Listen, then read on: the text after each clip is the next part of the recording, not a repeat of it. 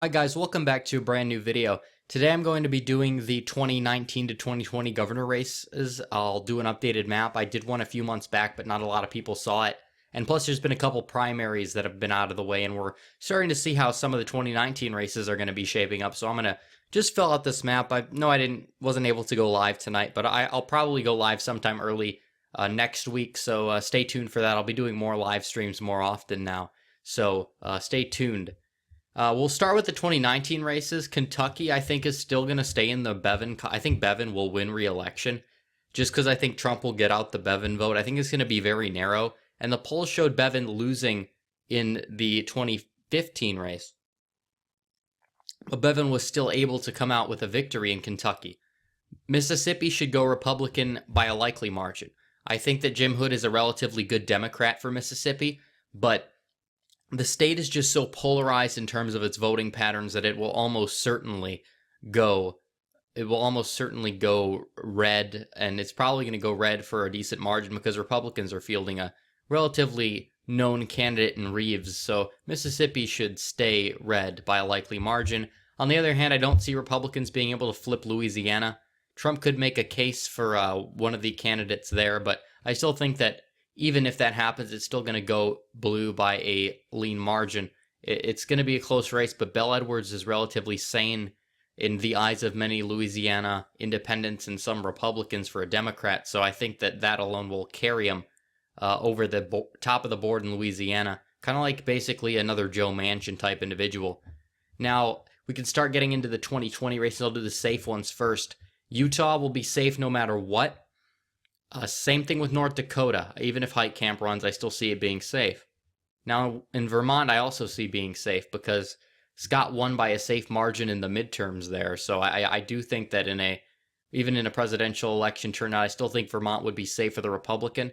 I think Indiana will be likely. Holcomb is a relatively strong candidate for Indiana, as well as Missouri. I don't know if Parsons is going to be the nominee. Hell, maybe you'll see a resurgence of Eric Greitens coming back from the dead to run. And primary Parsons, but these states are usually closer in the governor's races.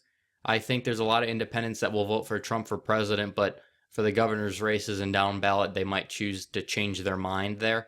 And in West Virginia, I see West Virginia going for the Republican likely.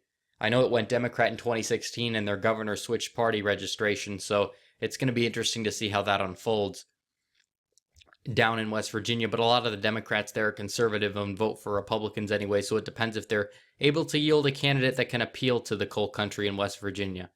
In the state of North Carolina, I do see this one going for the Democrat, Roy Cooper. He's relatively popular. He won. He outperformed the Hillary in the state by like 5 points, so it could be close, especially if McCrory runs, but I do see it staying in the blue column because there hasn't really been a solid Republican challenger that stepped up to the plate yet. It's going to be close either way. But in the state of Washington, I see that as likely blue, and the only reason why it's not in the safe column is because I saw some polling there that showed it being a relatively close governor's race. So it's going to be interesting to see how that unfolds in Washington. Montana, a similar thing, but the other way. For Republicans, I put it in the lean column for Republicans, simply for the fact that I think that Bullock is not going to, obviously, he can't run for re-election. He's term limited in Montana, but there are Democrats in Montana that possibly could compete. It is currently a Democrat seat.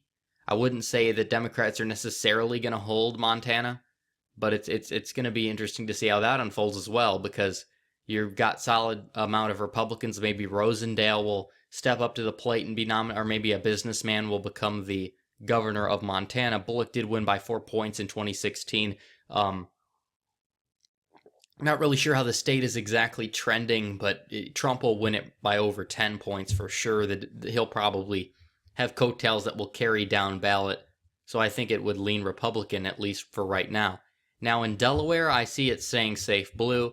But in New Hampshire, I see it going Republican by a likely margin, if not a safe margin. Chris Sununu is relatively popular there among independent voters. He won pretty big in the 2018 midterms, which were obviously a D plus 8.5 national environment.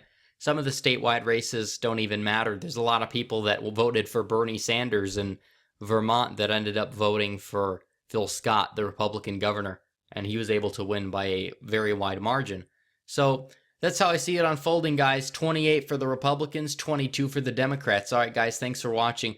Please like this video and subscribe to get me to 5,000 for my first realistic 2024 prediction, and hit the bell for notifications so you never miss another video. Follow me on social media and donate to my Patreon, links in description. And thanks again for watching, guys. Red Eagle, out.